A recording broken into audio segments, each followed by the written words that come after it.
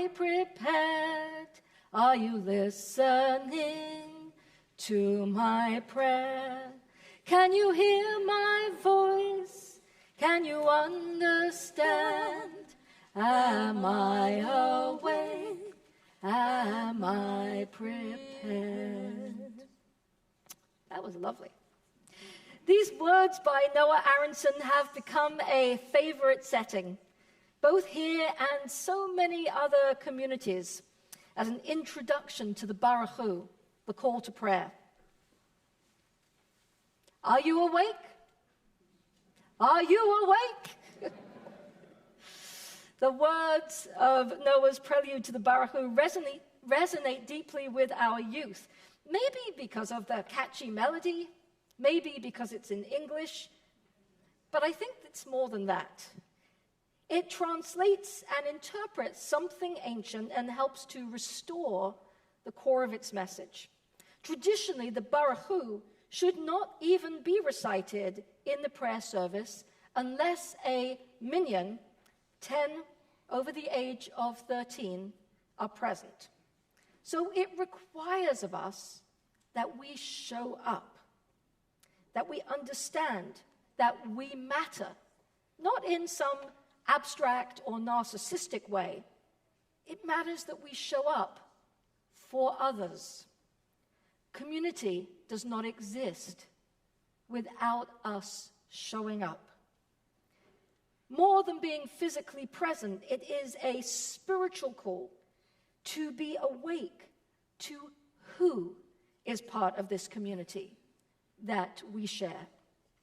Just as the shofar is our annual wake-up call to the choices we are making and the ways we are showing up in the world, the Baruch Hu is a call to respond to the people and the needs around us. The central ethic that is meant to guide our response to others is love your neighbor as yourself. Hillel, one of the earliest Torah scholars of the Talmud, taught the golden rule by rephrasing it in the negative. That which is hateful to you, do not do to your fellow. Perhaps Hillel recognized that human nature is such that it is easier for us to stop and think about the ways we wouldn't like people treating us or speaking to us, and then to try and model our behavior on not exhibiting those behaviors ourselves. And that's certainly a good place to start. But I think both renditions of the golden rule are necessary, and they actually achieve slightly different goals. A brief example, and I've shared this story in the past, but it's relevant to the point that I'm making here. Two friends sitting on a park bench, and they've known each other for many years, and one asks the other, "Do you love me?" "Of course I love you," the other responds. "How can you even ask me that when we've known each other all these years?" And the first replies, "Do you know what causes me pain?" "How should I know what causes you pain? What am I? Should I be a mind reader?" And the first shakes his head sadly and says, "How can you truly love me if you don't know what causes me pain?" Not doing to others what is hateful to ourselves might help alleviate some of what causes pain to another. But there are things that we cannot know unless we ask, or unless we are truly present and aware, awake, you might say, to aspects of their experience that might be so different from our own lived experience that we're unable to understand by simply trying to place ourselves in their shoes. Over the years, we've learned a lot about what causes pain to folks who seek to be part of Jewish community, and we are on a continuous path of learning because the work is never completed. Are we awake to the fact that we are an economically diverse community? Do we make assumptions about people and money? We've heard too many stories of folks being utterly put off of Jewish community affiliation because of feeling humiliated by the way that finances were handled in the past. That's why we continuously emphasize here that no one who seeks to be part of Jewish community will be turned away from B'nai Shalom for financial reasons, even as we still rely on those who are able to contribute at a sustaining membership level when they can.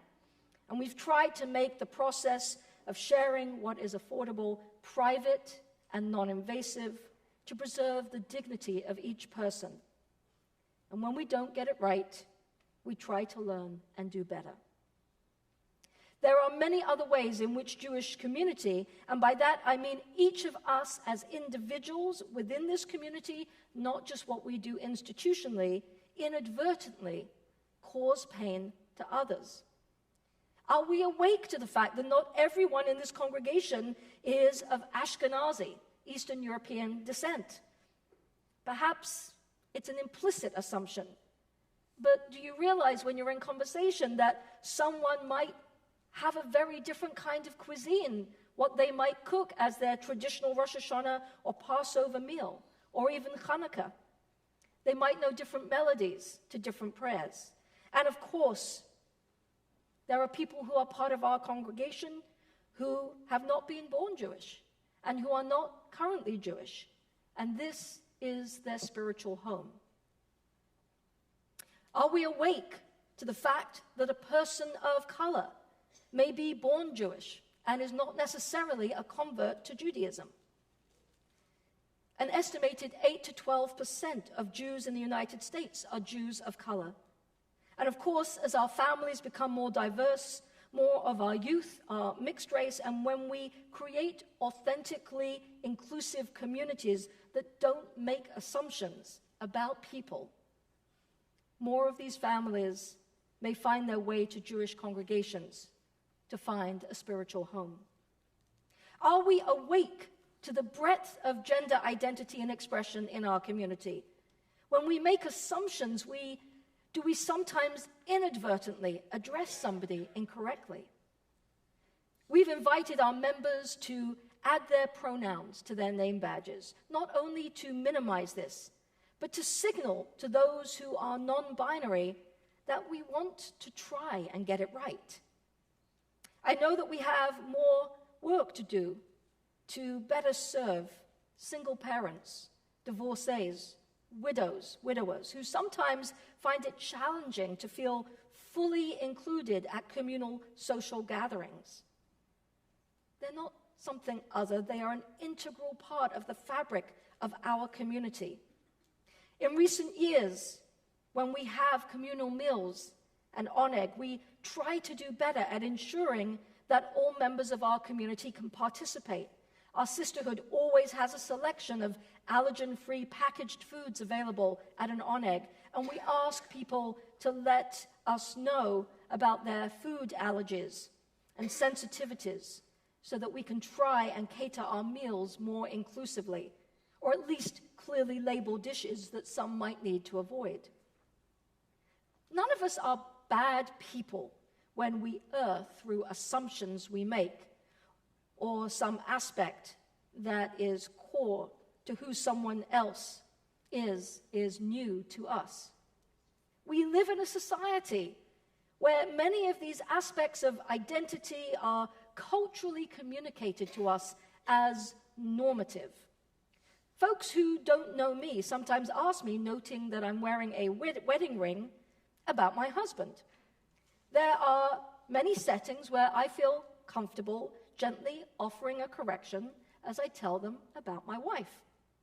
But there are other settings where I'm less certain as to how I should read someone who didn't initially exhibit awareness of a broader set of possibilities. And I have to make a split-second decision as to whether I'm feeling emotionally and physically safe if I tell them that I'm married to a woman. I tell you this so you understand that this is not about being politically correct, to try and expand our language and awareness of the diversity in the midst of our community. Each of us genuinely makes a difference to minimizing the pain, anxiety, safety, and sense of belonging of each other. When once we know how to do better, we try as best as we can to do that. Just think of how it feels when important school or town events take place on our holiest days of the year. Or how threatened we feel by groups in this country that are promoting a certain kind of white Christian nationalism as the aspired norm that they want to see here in the USA. And I know that you will all understand the kinds of experiences that we want to do our best to minimize for others. Even how we teach Judaism and how we pray together makes a difference. Many years ago, long before I arrived in this congregation, I heard that the debate about whether or not to add the matriarchs to our core prayers, Sarah, Rebecca, Rachel, and Leah, took rather a long time to resolve. Now, it's important to know that our congregation was on the leading edge when it came to gender equity in many, many ways. We hired the first woman as solo rabbi of a congregation in the whole of New England. And yet, we also had a comfortable familiarity with reciting words of prayer in certain ways for so many decades that it took a great deal of persuasion that there would be a good reason to change those familiar words to recognize our biblical female ancestors. That's not about overt sexism.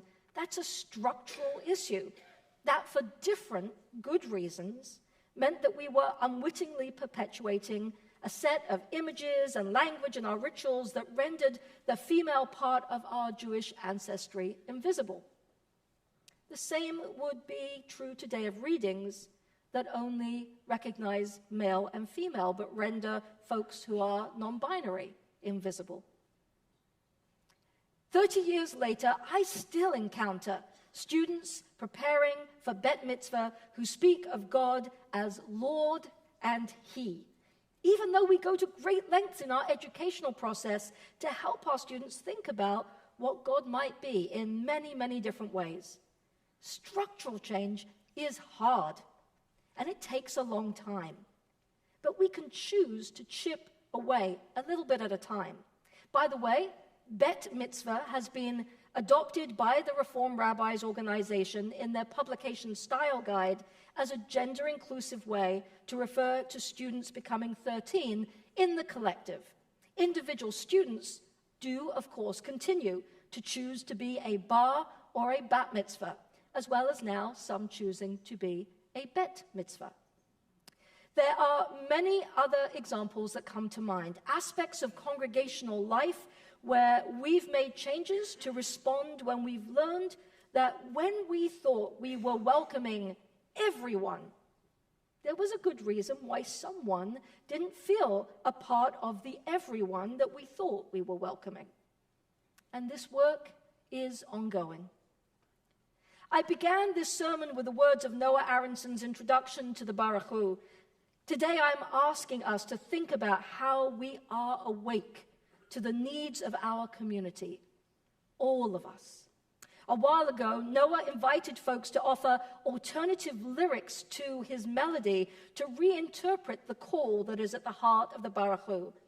And there were many, many submissions. Another set of lyrics that I liked came from one of my teachers and mentors, Cantor Ellen Dreskin. She made it go this way. Am I awake? Do I hear the call? Will I let these prayers change my life at all? How will I respond to the prayer's request? When I have the choice, will I choose to bless? One of the blessings of being a congregation is that we have a variety of ways to work together, to encounter each other, and to hear each other's stories so that we can learn more about each other and support each other's needs. And more than that, we have opportunities to work together to be of service to the wider needs of the communities in which we live. In my reflections this morning, I've focused on some of the ways we can be more awake to the diverse needs of all the individuals who make up our community. But I'd like to hand over at this point to our temple president, Judy Cowman. so that she can highlight some of the other ways that we as a congregation provide for and respond to the needs of community. I'm so grateful for her partnership. Judy has been a guiding light for our congregation this past year with a steady and thoughtful hand. She is a blessing. And may we all be a blessing as we step into this new year of being a community to one another. Ken Yehi Ratzon. May it be so. Thank you, Judy.